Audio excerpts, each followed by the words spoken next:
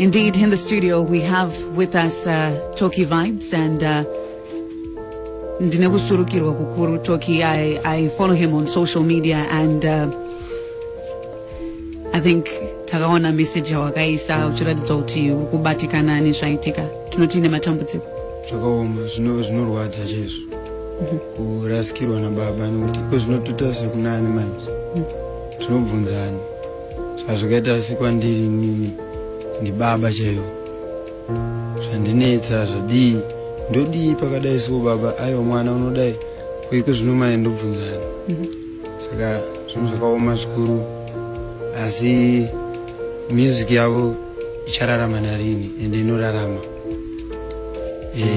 mashoko avakatisira anorarama zuva nezuva haazofi. Music samanyanga mzimbabwe murikona sei pafana vari kukoma zuva vari kukura mungati uyu ndinogona kuteerera uyu ndiani? Tocky Vibes.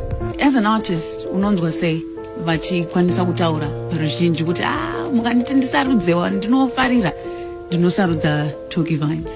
Zvinongosimbisa moyo wangu pakuita kwandinchita ndikamborangarira nguva yandaivashanyira ndichinombotaura navo dzimwe nguva ndine zvinonetsa ndogona kusazvitaura asi kungotaura navo nyaya tichingotaurawo ndaitonzwa kuti ndapora. Ndichibva ipapo kazhinji ndabva ndatoti baba ini ndatoinspaiwa ndakuda kutoenda kustudio.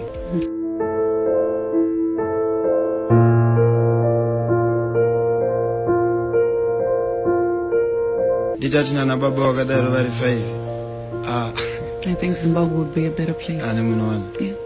Asi kuti vanenge vari 1 zvokuti unoziva kuti choro uri kublawayo choro uri kuko unoziva kuti mwana ndikakwanisa kumbonoona mudhara kungovaona chete dzimwe nguva usina unombotaura ndikunetswa nezvakati kungotaura kwamunoita yes uri boy ri mwana munhu aigara achifara gitare iro ndo vakarisarudza tora gitare iri mushopu tora ichi idai saka unongochingo zvinhu zvokuti izvo zvawakatarisa gitare iroro uchinzwa kuti baba hapasina